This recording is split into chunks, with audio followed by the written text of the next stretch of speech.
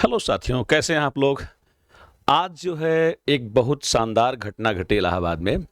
आप जानते हैं कि इंडिया का top most edtech company physics वाला ने आज 2 सितंबर को प्रयागराज में इलाहाबाद मेडिकल एसोसिएशन एएमए में आज जो है इन्होंने अपने सिविल सर्विसेज के लिए ओनली आईएएस के बिहाफ पे आज एक सेमिनार किया। मैं ऐसे बैठा था, खाली था, मेरे दिमाग में आया कि चलिए, मिस्टर पांडे का नाम मैंने बहुत सुना हुआ है, बहुत ज़बरदस्त उन्होंने काम किया है, आइए इनसे मिल के आते हैं। मैं गया, भीड़ बहुत ज़्यादा थी वहाँ पर, और मैं काफ़ी देर तक वहाँ था। कुछ टीचर्स जानने वाले भी मिले और इनके पास पूरी एक शानदार टीम थी। टीम ही बहुत बड़ी थी, लगभग 200 के आसपास तो टीचर्स आए थे, दिल्ली से आए थे। और हम जो है किसी प्रकार से गेस करते हुए चलिए पांडे जी से मिलते हैं आज हम जो है करके ऊपर पहुंच करके मिलने का प्रयास किए। वो बस सेमिनार में जाने वाले थे और मैं आपको बताऊं कि मेरा उनसे मिलने में मेरे ख्याल से शायद हम जो है बहुत कम देर बात किए हैं, बहुत कम देर मिले हैं। लेकिन वो चूंकि हम लोग पीएचडी स्टूडेंट रहे हैं, बाकायदे रिसर्चर रहे हैं, एक्सपीरियंस होल्डर रहे हैं, तो हम लोगों की बॉडी लैंग्वेज बहुत तेज़ पकड़ लेते हैं। उनका जो मतलब मेन स्टाफ था वो बस जल्दी के चक्कर में, अवॉइड करने के चक्कर में था। लेकिन मैंने देखा कि वो व्यक्ति, वो पांडे जी जो है, उन्होंने बिना किसी बिना किसी एनी काइंड ऑफ प्रॉब्लम, बिना एनी काइंड ऑफ हेजिटेशन, उन्होंने तुरंत बाकायदे जो है मिले। उसके बाद मैंने अपनी बात भी रखा उनके साथ, और उसके बाद जो है बिजी तो थे ही, जाना था ही उनको सेमिनार में, चूंकि भीड़ बहुत ज़्यादा थी, काफ़ी देर से बच्चे जो है वेट कर रहे थे।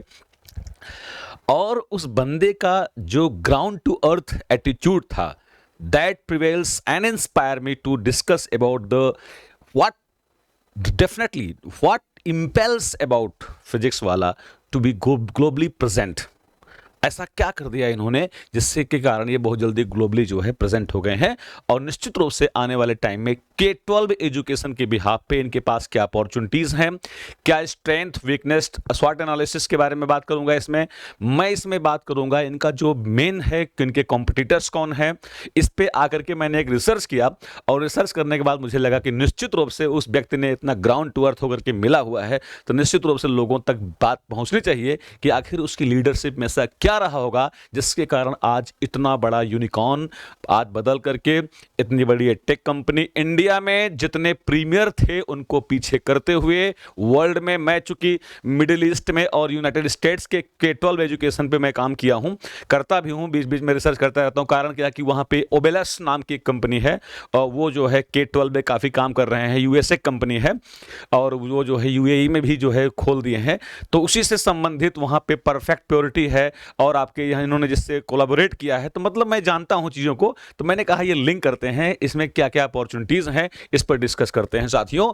तो the fastest growing global hub, a case study of physics वाला, मैं आपको आज बता रहा हूं कैसे 2000, इसका थोड़ा सा इंट्रोडक्शन दे दूं मैं हल्का से। आप लोग सब जानते हैं तो बहुत मैं उसमें डिटेल नहीं जाऊंगा, थोड़ा सा जाऊंगा बस। केवल आप जानते हैं कि 2016 में फिजिक्स वाला में मिस्टर अलख पांडे ने एक यूट्यूब चैनल के माध्यम से फ्री एजुकेशन के बिहाफ पे for the IIT JEE and NEET के बच्चों के लिए शुरुआत किया। उसके बाद आप जानते हैं 2020 में मिस्टर महेश्वरी के मिल जाने के बाद इन्होंने ऐप लॉन्च किया और भारत का सबसे पहला 2022 में यूनिकॉर्न बनने का सौभाग्य इनको प्राप्त हुआ। वर्तमान में आप जानते हैं लगभग जो है 32,000 करोड़, ये देखिए 32,000 करोड़ के आसपास, यानी 3.7 या 8 बिलियन, $3.78 बिलियन के आसपास का इनका मार्केट कैप। और सबसे खास बात क्या है, जो मुझको इंस्पायर किया, इनका जो विजन है, ये विजन जो आपका 2020-30 का है, इस 2030 में ये 32,000 करोड़ को लगभग 250 करोड़, यानी बताइए, सॉरी मैं गलत बोल रहा हूं, 2,50,000 करोड़ के आसपास ले जाने की इनकी योजना है। ये इंस्पिरेशन, ये जो विजन था, इसने मुझको इंस्पायर किया कि आइए एक केस स्टडी करते हैं फिजिक्स वाला के ऊपर साथियों। आप जानते होंगे कि यहां से शुरू होने के बाद जर्नी, आप जानते होंगे इनकी जो सबसे अपीलिंग, इनहेंसिंग अपील थी, थी वो K-12 एजुकेशन की थी। बहुत ज़बरदस्त इन्होंने नर्स पकड़ा। और उसके बाद आप जानते हैं कोविड की बीमारी के कारण, कोविड की महामारी के कारण, और जो है जो भी आपकी pandemic I, demand for digital content, education infrastructure, curriculum development, AI powered. अब मैंने ये भी रिसर्च किया, अलख पांडे ने अपने नाम पे अलख एआई की दुनिया में भी प्रवेश करके अपना काम कर रहे हैं। उसके बाद इनका जो सब कुछ सही है, मैं थोड़ा सा आगे चलता हूं, जो मेन पॉइंट आपके पास आते हैं। देखिए, ये मैंने चेक किया कि क्या रीजंस थे सक्सेस होने के अबाउट फिजिक्स वाला। देन आई स्टडीड, तो मैंने देखा सबसे पहले अप्रोच 1 पे मैंने डिस्कस किया इनका। तो आप जानते होंगे जब जो है भारत सरकार जब फूड सिक्योरिटी लाई, तो फूड सिक्योरिटी ही नहीं, किसी भी चीज में अगर आपको इनहैंसिंग सिक्योरिटी महसूस कराना है, मैं यहां एक बात स्पष्ट कर दूं, अलख पांडे का जो मोटो था एजुकेशन फॉर ऑल का मोटो था। तो वैसे जैसे एजुकेशन फॉर ऑल, वैसे फूड सिक्योरिटी में गवर्नमेंट का फूड फॉर ऑल। तो जब मैंने देखा इनका जो मॉडल है वो कुछ वहां से था, फूड सिक्योरिटी के बारे में बताया गया, आप एक्सेसिबिलिटी इज वेरी इंपॉर्टेंट। फिर उसके बाद क्या बताओ, अवेलेबिलिटी इज वेरी इंपॉर्टेंट, और उसके सबसे पहले बताओ क्या, अफोर्डेबिलिटी। अब इसी चीज से इंस्पायर होकर कि मुझे लगता है अलख पांडे एंड कंपनी ने, फिजिक्स वाला ने, इन्होंने सबसे पहले अपना अप्रोच अफोर्डेबल प्राइसिंग मॉडल। आप जानते हैं अफोर्डेबल का शब्द मैं क्यों बोल रहा हूं, क्योंकि इन्हीं रेंज में नीट और जेईई में जहां जो ट्रेडिशनल कोचिंग अप्रोच थे, जहां इनके 10 गुना 20 गुना फीस लेते थे, उसको बहुत कम फीस में एक आम बच्चे की पहुंच में पहुंचाने का कार्य इन्होंने किया। और सबसे खास बात, affordability means pricing strategy, accessibility, बहुत इजी अप्रोच में। आप जानते हैं कि फिजिक्स वाला के कितना शानदार ऐप, कितना सब कुछ, 10 मिलियन प्लस डाउनलोड्स हैं। उसके बाद डिलीवरी एंड ट्रस्ट, निश्चित रूप से इनका जो कंटेंट डिलीवरी है वो है, इस सब ने ट्रस्ट जनरेट किया, ये नंबर 1 रीजन था। दूसरा था रीजनल लैंग्वेज फोकस। आप देखिए गौर से, इनके जो कॉम्पिटिटर्स थे, बायजूस थे, या जो है आपके बताइए अनअकैडमी है या वेदांतु है, ये लोग यहां भी पिछड़ गए। इन्होंने बहुत जल्द ही, बहुत कम समय में 8+ क्षेत्रीय भाषाओं में, रीजनल लैंग्वेजेस में कंटेंट तैयार किए और अपनी डिलीवरी को सुनिश्चित किया, जो कि एजुकेशन या सर्विस इंडस्ट्री का आधार है। And delivery is the primary opportunity and primary system for the education industry, service industry. उसके बाद सबसे जो जरूरी पार्ट देखने को मिला वो है emotional connect and community building. ये क्या था, सुनिए आप लोग। इसमें क्या किया, अलख पांडे जो है, उनका जो मिडिल क्लास बैकग्राउंड है, उस मिडिल क्लास बैकग्राउंड को उन्होंने काफ़ी हद तक लोगों तक पहुंचाने का प्रयास किया। और हिंदुस्तान में आप जानते हैं कि प्रीमियर्स की संख्या बहुत कम है, ज़्यादातर वो लोअर मिडिल क्लास और मिडिल क्लास अपने आप को पांडे जी से बिल्कुल कनेक्ट पाता है ना। उनकी जो स्थितियां हैं, उनके जो संघर्ष थे, उन चीज़ों को बाकायदे इनके साथ कनेक्ट किया। आम लड़का अपने आप को मिस्टर पांडे से कनेक्ट पाता है, लिहाजा फिजिक्स वाला एक बिजनेस हब या बिजनेस यूनिट न रह करके एक मूवमेंट या आंदोलन की तरह बन गया, जो आज आप देखिएगा छोटे से छोटे क्लास में, क्लासेस 8th स्टैंडर्ड के बाद से 9, 10th, 11, 12th में फिजिक्स वाला ने पूरे हिंदुस्तान में झंडा गाड़ दिया। मैं बताता हूं कैसे। एक और बात मैं कहना चाहूंगा, फिर उसके बाद यहां सफल होने के बाद जर्नी रुकी नहीं, बंदे ने बहुत फटाफट क्या किया, डाइवर्सिफिकेशन एंड एक्सपेंशन। केवल नीट और जेईई के भरोसे ने बैठकर के जितने कोर्सेस आपके इंडिया में, वो आपके एग्जाम प्रेप के हैं, गवर्नमेंट जॉब्स के हैं, और इसके बाद कुछ क्वालिटेटिव हायर एजुकेशन के हैं, उन पर भी बंदा टूट पड़ा है ना। आइए दिखाते हैं आपको, शानदार तरीके से दिखाते हैं कैसे कैसे क्या हुआ। फिर इसके बाद देखिए, फिर इसके बाद थोड़ा सा मैं डिस्कस करूंगा। यहां पे देखिए, जो इन्होंने कोर्स पर काम किया, तो जो होम मतलब इंडिया में जो काम किया एकेडमिक और कॉम्पिटिटिव एग्जाम्स में, आप जानते हैं इनका मेन K-12 है। आपको मैं फिजिक्स वाला के ग्लोबल बनाने में सबसे बड़ा जो गेम प्ले करेगा वो होगा K-12 ही। कैसे, मैं आगे की डिस्कस करूंगा। आप जानते हैं कि K-12 की जो एजुकेशन होती है, यहीं से पेरेंट्स और सोसाइटी यहीं से चेंजेस देखते हैं, इसमें इन्होंने अच्छा काम किया। उसके बाद दूसरा है, जितने भी अदर कॉम्पिटिटिव फाउंडेशन कोर्सेज हैं, CUT का हो, क्लैट का हो, गेट का हो, SSC, बैंक, रेलवे, गवर्नमेंट वाला के नाम से, उसके बाद जो है UGC नेट में, डिफेंस में, ओलंपियाड्स में, MBA कैट वाले में भी मैं देखा हूँ, CA में। सबसे खास बात क्या है, टेट, सीटेट और सुपर टूट में भी जंपिंग कर चुके हैं।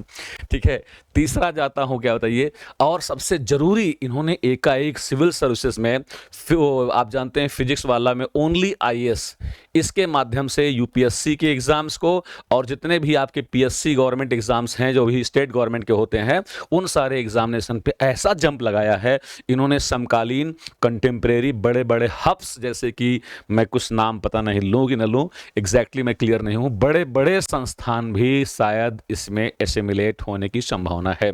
चलिए, उसके बाद तीसरा मैं बात करता हूँ, बताइए क्या, ये अब जो है एडवांस डिग्रीज में भी कूद गए हैं, जहां ऑनलाइन डिग्री प्रोग्राम्स में जैसे एमएससी डेटा साइंस और एमकॉम कॉमर्स में और एमए इंग्लिश, इन सब्जेक्ट्स में भी जो है कूद गए हैं, अच्छा खासा जंप किए हैं और अच्छा खासा इस पे काम कर रहे हैं। आइए, इसके बाद दिखाता हूं ग्लोबल या ऑफशोर कोर्सेज में सबसे पहले 2023 में फिजिक्स वाला आपका जो है, कहां बताइए, ये दुबई में या यूएई में एक बड़ी कंपनी है नॉलेज प्लैनेट, मैं जानता हूं, मुझे आइडिया है, नॉलेज प्लैनेट है, परफेक्ट प्योरिटी है, ओबेलस आ गया है वहां पे। तो इस तरह से देखिए यहां शुरुआत किया इन्होंने और देखते ही देखते 12 physical centers were opened and 7 centers are located in Dubai, 3 in Sharjah and 2 in Abu Dhabi। UAE की मार्केट में काफ़ी पोटेंशियल है क्योंकि आप जानते हैं पेइंग कैपेसिटी शानदार रही है। उसके बाद अप्रोच 3 इन 2030, जो विजन 2030 है, 2030 विजन में 50+ कंट्रीज पहुंच करके 100 मिलियन स्टूडेंट्स को प्रॉफिटेबिलिटी कंडीशन में या एजुकेशन प्रोवाइड कंडीशन करने में इनका अपना प्लान है। 50+ कंट्रीज में अगर ये पहुंच जा रहे हैं, जिसका मतलब निश्चित रूप से भारत का ही नहीं वर्ल्ड का फास्टेस्ट ग्लोबलाइज्ड हब हो जाएगा, बिजनेस हब हो जाएगा। आइए साथियों आगे बढ़ते हैं। इसके बाद जब हम आगे बढ़ेंगे तो हम देखते हैं क्या बताइए। यहाँ एक बात ध्यान रखिएगा, जब बिजनेस एक्सपेंशन होंगे तो थोड़ा से स्वॉट एनालिसिस करके भी चलना होगा। ये व्यक्तिगत में मिला था तो थोड़ा से मैं डिस्कस करना चाहूँगा ताकि मेरी वीडियो अगर किसी प्रकार से फिजिक्स वाला के टॉप मैनेजमेंट या उनके लीडरशिप या उनके खुद के फाउंडर एंड सीईओ तक पहुंचे तो इस पर जरूर ध्यान दें। आपकी स्ट्रेंथ क्या है, जो आपकी इंडिया में स्ट्रेंथ थी वही ऑफशोर मार्केट में आपकी क्या बता बोलो आपकी वीकनेस होने जा रही है। कैसे? आपकी सबसे बड़ी स्ट्रेंथ थी अफोर्डेबल प्राइसिंग मॉडल। ये इंडिया में तो सही था, लेकिन जैसे आप फॉरेन में जाएंगे ये मॉडल आपका कोलैप्स करेगा ही करेगा। कारण यह है कि वहां के आपके खर्चे डिफरेंट होंगे, है ना। तो वहां जो और दूसरी बात क्या, देखिए ये तो हुआ। हाँ, इनकी स्ट्रेंथ क्या है? Strong brand identity in India. आप जानते हैं इंडिया में नंबर 1 पहुंच गए हैं। और एक सबसे खास बात क्या है कि ये इनकी स्ट्रेंथ है कि ये एक मिशन पे काम कर रहे हैं and that mission is education to all, है ना। चलिए, वीकनेस क्या है इनका? जो है सबसे बड़ी प्रॉब्लम क्या है कि इंडिया के बाहर नहीं है उतना पॉपुलर, ये इनका जो है लिमिटेड ग्लोबल ब्रांड रिकॉग्निशन है। और दूसरी बात क्या है? Content localized gap. इसका मतलब समझ लीजिए क्या है। आप जानते हैं बाहर के जो कंट्रीज हैं वहां ओवरटेक करने के लिए एग्जाम्स लाइक सेट, है ना, जीआरई, जीमैट, टॉफेल्स, आइल्स, है ना, इसके अलावा सेट, इन सारे एग्जामिनेशन में भी काम करना पड़ेगा। और अभी थोड़ा से वहाँ जो है पांडे जी का या फिजिक्स वाला का थोड़ा से हाथ कमजोर है। नेचुरल सी बात है, शुरुआत किए हैं 23 में शुरुआत किए हैं ऑफशोर के लिए, तो जाहिर सी बात है बहुत जल्दी इस पर काम होने वाला है। तीसरा, मोनेटाइजेशन मॉडल रिस्क। ये जो इनकी स्ट्रेंथ थी यही वहाँ वीकनेस हो सकती है। क्यों? बाहर के ऑफशोर के या ग्लोबलाइज्ड खर्चे ज़्यादा होते हैं, ये एक प्रॉब्लम। अपॉर्चुनिटी में देखिए क्या है, ग्लोबल टेक में आप जानते हैं आफ्टर कोविड एडटेक का बहुत बड़ा रोल हो गया है। इवन एक रिसर्च कहती है 70% बच्चा अब जो है क्लास को ऑफलाइन के साथ साथ ऑनलाइन अर्थात हाइब्रिड मॉडल को प्रेफर करता है। चलिए, इमर्जिंग मार्केट पेनिट्रेशंस सबसे बड़ी इनका जो अपॉर्चुनिटी है इंडियन डायस्पोरा एडवांटेज। इसका मतलब ये होता है, सबसे खास बात देखिए क्या निकला। देखिए कभी कभी कुछ चीज़ें जो है गॉड गिफ्टेड या वो समय की मांग पे भी होती हैं। इनकी सबसे ज़्यादा पकड़ कहाँ पे है? K-12 में। और K-12 पास करने के बाद ही बच्चे जो है ऑफशोर जाते हैं। तो इनका एक सबसे प्लस पॉइंट क्या है? इनका सबसे प्लस पॉइंट क्या है? जो इंडियन डायस्पोरा है, यानी जितने भी कनाडा हैं, यूनाइटेड स्टेट्स है, यूएई है, जितना भी दुनिया में देश हैं, हर जगह K-12 के बच्चे गए हैं और आप माने चाहे मत माने, हिंदुस्तान में कोई भी लड़का के-12 तक पढ़ रहा होगा, फिजिक्स वाला वो 100% जानता है, ठीक है। चलिए, अब सबसे बड़ी थ्रेट क्या है? Fierce global competition. आप जानते हैं कि बाहर बहुत बड़े बड़े कंपटीशन हैं टेक के, मैं कुछ नाम जानता हूं, और जो है कुछ मैं नाम जानता हूं। मार्केट, ये देखिए इसके बाद क्या, market saturation in developed nation. सबसे बड़ी गड़बड़ी क्या है? यूनाइटेड स्टेट्स, जो कि के-12 एजुकेशन से लेकर के जितनी एडटेक कंपनी है सबकी जनक कहाँ बताओ? आपका यूनाइटेड स्टेट्स है।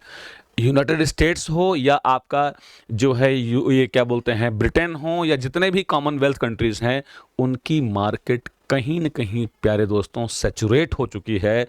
ये अच्छा, वहाँ प्रॉफिटेबिलिटी का एक बहुत बड़ा प्लस पॉइंट हो सकता था, लेकिन देखिएगा, गौर कीजिएगा, इनकी जो स्ट्रेटजी है उसका फायदा मैं दिखा रहा हूँ कहाँ होने जा रहा है। आइए, edtech can squeeze margin and affect profitability. जाहिर सी बात है, अगर जो है ज़बरदस्त इसमें जो है अपनी प्राइसिंग प्रॉफिटेबिलिटी को कम करेंगे तो इस मामले में दिक्कत आपको आ जाएगी। ये स्वॉट एनालिसिस थी साथियों। थोड़ा सा मैं आगे बढ़ता हूँ, इसके बाद देखिए ये ज़रूरी है। अब हमारा जो कहना है, मेरा जो निजी अनुभव है, आखिर इनका सबसे बड़ी स्ट्रेंथ क्या है? तो इनकी सबसे बड़ी स्ट्रेंथ आज भी माने चाहे मत माने क्या है? के-12 है। और जान लीजिए, के-12 की मार्केट पूरी दुनिया में अभी भी ओपन है। मैं एक थोड़ा सा सैंपलिंग कर दूं, 2023 से 2030 के बीच में यूनाइटेड स्टेट्स की मार्केट $2500 बिलियन से लगभग 5,5660 बिलियन डॉलर तक की प्लानिंग है। हाँ, वहाँ पे जो है आप जानते हैं कंपाउंड एनुअल ग्रोथ रेट जो है 12.5% का मिलता है, ठीक है।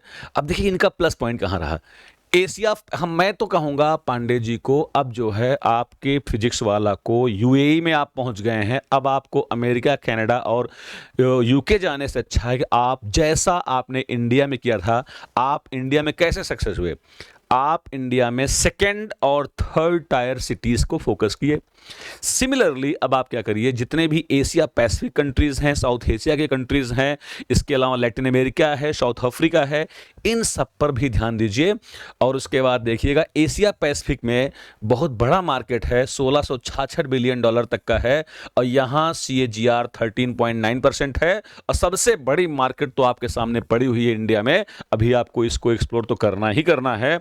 यहाँ आपको जबरदस्त बाहर से जो इन्वेस्टमेंट मिला, उसका सबसे बड़ा कारण यह था कि के-12 में 16.9 लगभग 17% के आसपास compound annual growth rate return है। इसका एक बहुत बड़ा कारण यह भी था।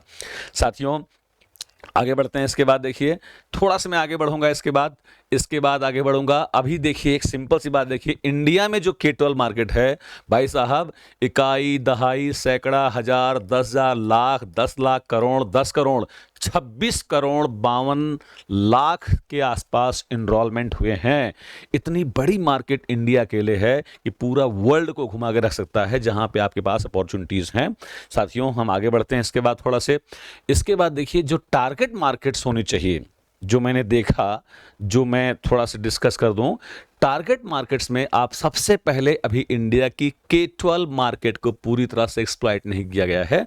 दूसरा, एक्सप्लॉइट सेंस को आप गलत शब्द में मत लीजिएगा। एक्सप्लॉइट मतलब उसको हमको अपने काम का लेने के लिए बनाया गया है।